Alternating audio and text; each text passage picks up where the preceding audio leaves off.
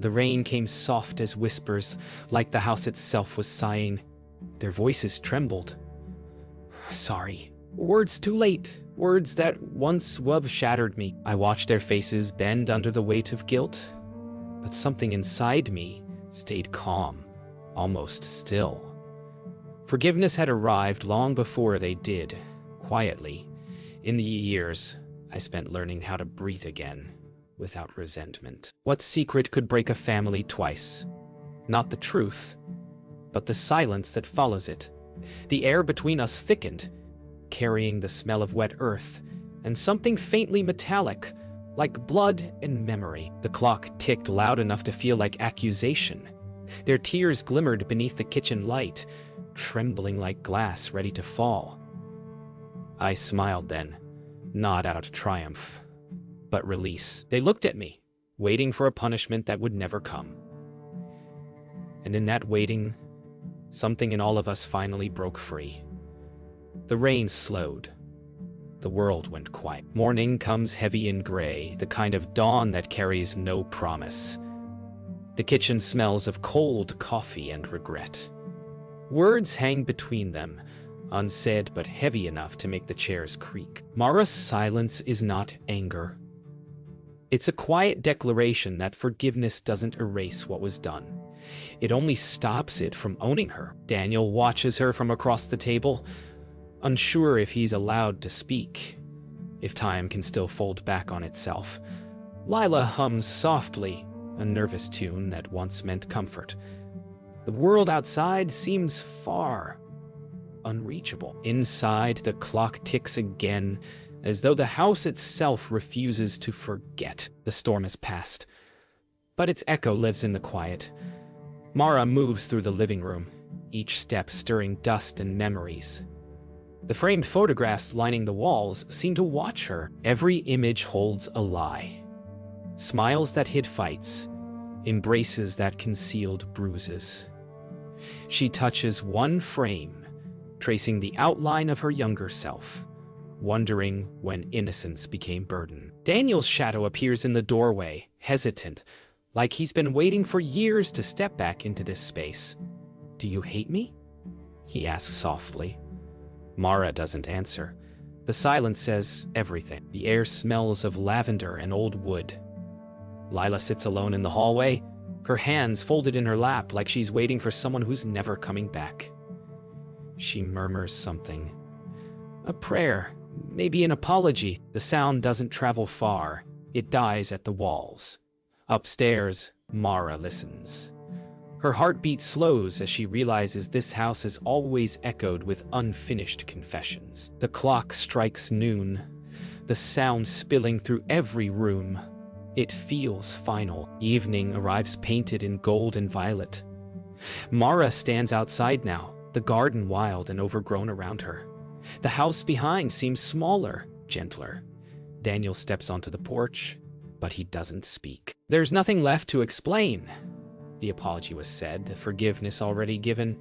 What remains is the fragile peace that follows ruin.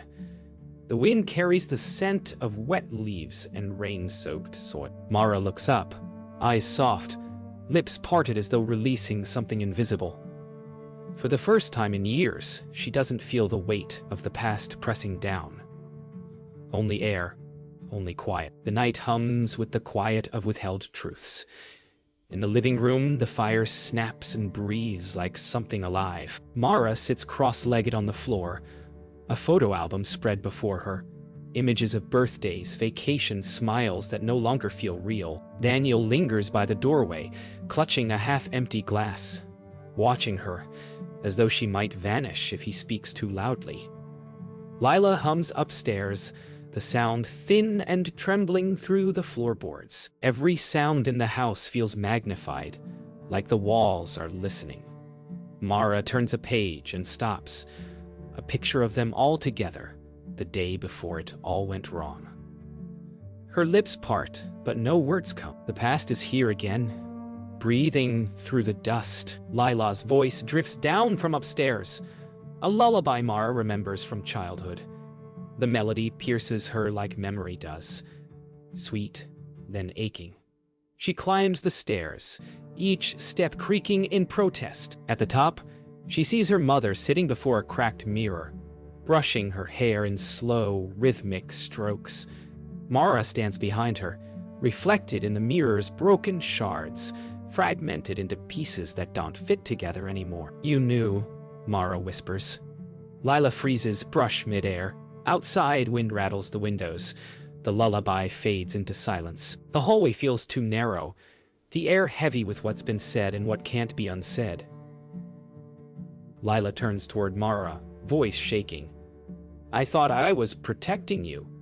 Mara laughs, a sound sharp and wounded. "You protected him," she says, and the word him lands like a stone.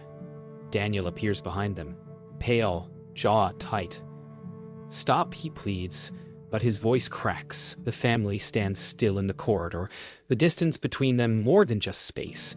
Somewhere, the house moans with age or memory. They retreat into separate rooms, each carrying the weight of the same moment.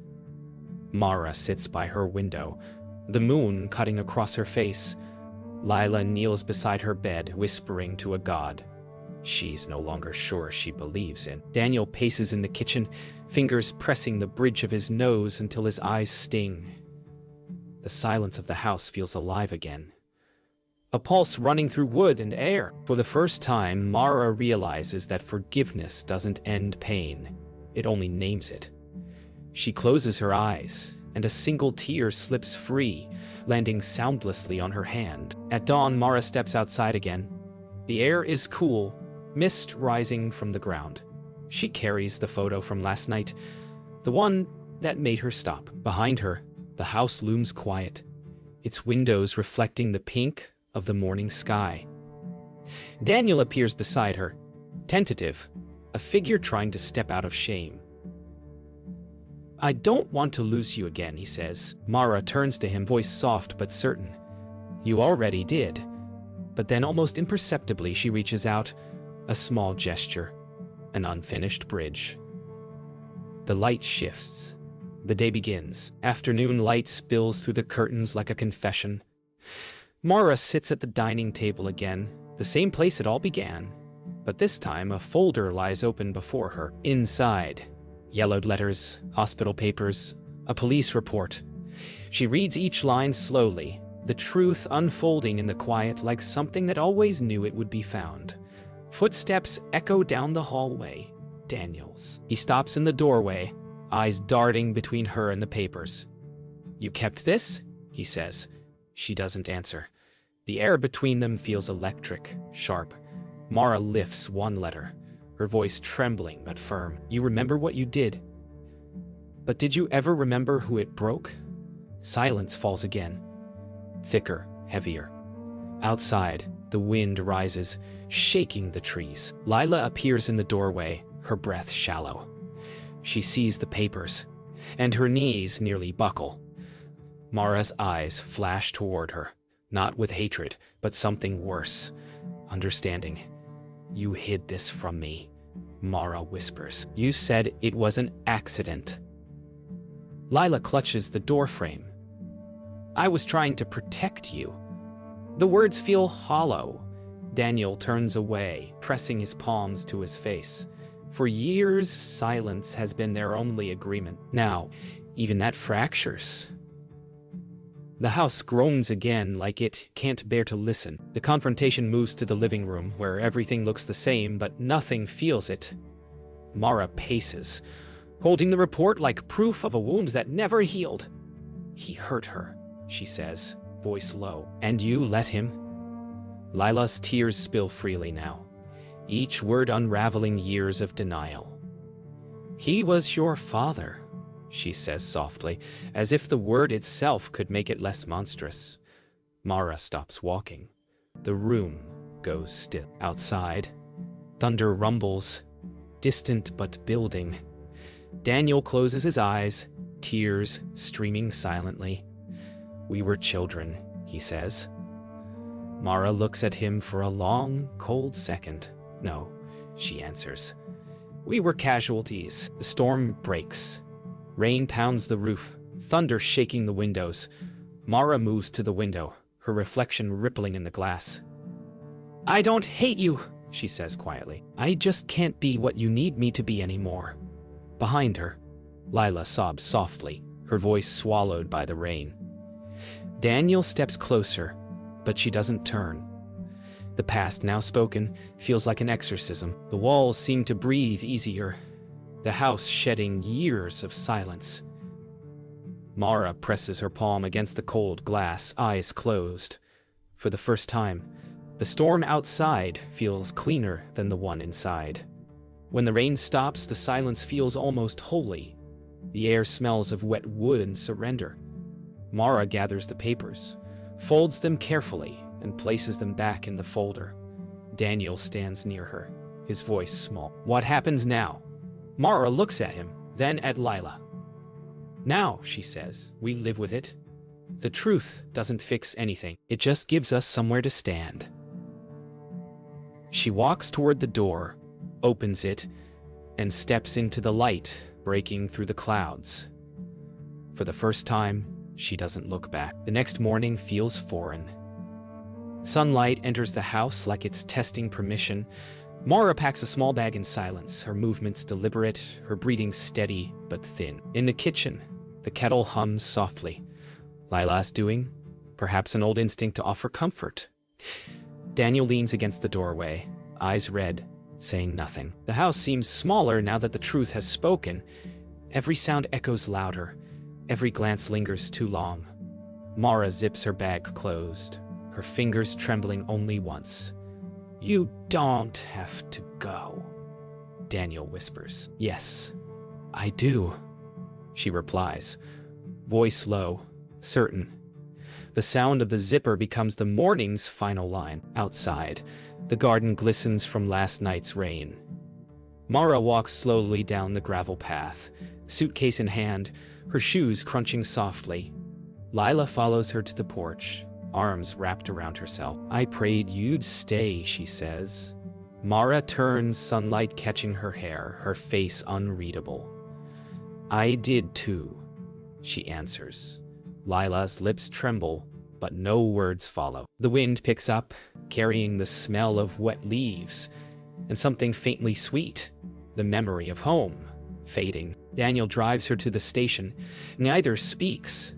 The car hums steadily, rainwater splashing beneath the tires. Mara stares out the window, the landscape sliding by like fragments of a dream. The gas station where they used to buy ice cream. The park where laughter once lived. "Do you think she'll be okay?" Daniel finally asks. Mara nods, but her eyes stay on the road. "She's lived through worse," she murmurs. The car passes through a patch of sunlight, and for a brief second, everything feels almost peaceful. The train station hums quietly, the kind of place that belongs to goodbyes. Mara stands on the platform, ticket in hand, as the distant whistle grows louder. Daniel stands beside her, unsure of what to do with his hands, with his guilt, with his heart. "You'll come back?" he asks, almost childlike. Mara looks at him gently. "When it doesn't hurt to." The train arrives, wind stirring their clothes, hair whipping softly across her face. For a moment she smiles. Small, real. Then she steps forward, and the world blurs. Back at the house, Lila sits by the window, the same one Mara once looked through. The garden beyond shimmers in soft evening light.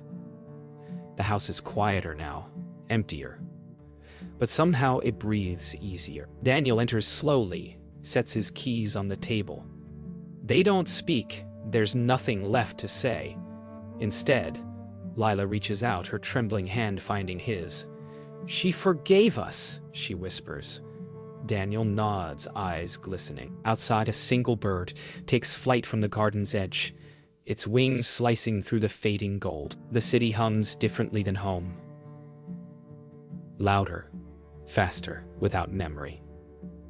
Mara walks through crowded streets, her small suitcase trailing behind her. Neon reflections ripple across wet pavement, strangers brushing past like ghosts who never learned her name. She's not running anymore, she's simply arriving somewhere new. Yet, the quiet inside her feels louder here. At a corner cafe, she sits alone, Her reflection doubled in the glass. One version of her looking forward, another still staring backward. The air smells of coffee and rain, familiar and strange at once. She opens her phone, hesitates, then closes it again. Forgiveness doesn't always end in reunion. Sometimes it's just breathing freely, without needing to explain. Days pass. Maura rents a small apartment above a bakery. Each morning, the smell of fresh bread rises through the floorboards. She paints the walls white, opens every window, and lets the sound of life fill the silence she once feared. Sometimes she dreams of the old house, of rain tapping the windows, of her mother's voice calling her name. But when she wakes, the air feels lighter. Healing doesn't come like thunder. It arrives like dawn, hesitant but faithful.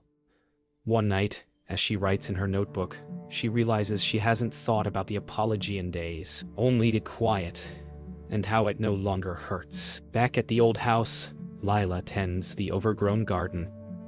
She hums the same lullaby she once sang upstairs, her voice steadier now. Daniel joins her, kneeling in the soil beside her. They work without speaking, their movements slow but sure. The world hasn't forgiven them, but Maura has. And somehow that's enough to keep them standing. Lila looks toward the empty road that once led Maura away. She'll come back, she says. Daniel smiles faintly. Maybe. But even if she doesn't, she's free. Maura visits the coast. The ocean stretches endless, pale blue beneath a silver sky. She walks barefoot along the shore, wind whipping through her hair, salt stinging her lips. Every wave sounds like memory washing clean, a language she doesn't need to translate. She stops, pulls a folded letter from her pocket, and reads it one last time. It's Lila's handwriting. We love you. We're sorry. We're trying. Maura folds it again, presses it to her chest, and releases it into the wind. The paper dances, then disappears. Night falls. Maura sits on her balcony, the city below flickering like 1,000 small hearts. She breathes in deeply, the air cool against her skin. For the first time, she feels whole. Not healed, not perfect, but at peace with the fractures. In her notebook, she writes a single line. I forgave them long before they knew how to ask. The words look final. She closes the book, leans back and watches the stars appear. Quiet, steady, unafraid. Somewhere far away, rain begins again, but this time it sounds like music. The morning begins like any other. Coffee, soft light, the bakery's hum below. Until Maura's phone rings. She hesitates before answering. The voice on the other end is fragile, threaded with urgency. It's your mother, Daniel says. She fell. It's bad. The sound of those words folds the air around her. For a long moment, she can't move. The cup slips from her hand, shattering against the floor, scattering light in tiny shards. Her breath catches, not from fear, but the sudden ache of unfinished tenderness. The world outside continues. A car horn, laughter, wind against glass. Inside, time slows. Forgiveness had set her free, but love is what calls her home. The bus ride back feels endless. The countryside unfurls slowly. Fields blurred by motion. The same gray sky from years before. Maura presses her forehead against the window, her reflection merging with the passing trees. Memories move through her. Her mother's lullaby, her brother's apology, her own quiet goodbye. She wonders if returning means undoing the peace she built, or honoring the love that still binds them. Every mile hums with ghosts. The horizon glows faintly gold, a color she remembers from forgiveness. The house looks smaller now, the paint more cracked, the air more tired. Daniel opens the door, his eyes swollen from sleeplessness. They don't embrace, they don't need to. The silence between them holds something fragile and real. Upstairs, Mara hears the faint hum of medical machines. She walks down the hallway, each step echoing like a heartbeat. The smell of antiseptic mixes with lavender and rain. In the doorway, she sees her mother, frail, pale, but awake. Lila's eyes meet hers. No words, no apologies. Just recognition. Mara's throat tight. "I came back," she whispers, Lila's eyes close in relief. That night, the rain returns. Mara sits by her mother's bed, reading softly from an old book. Lila drifts in and out of sleep, her hand resting in Mara's.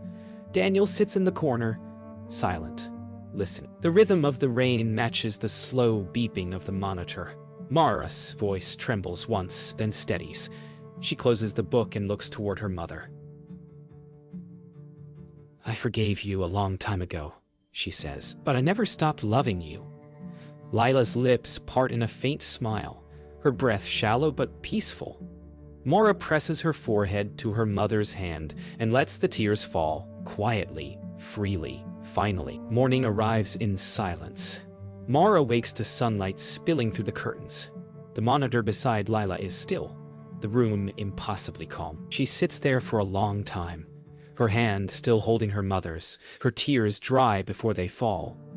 Downstairs, Daniel makes coffee, the sound grounding and human. Mara looks out the window. The same view she grew up with, now soft and forgiving.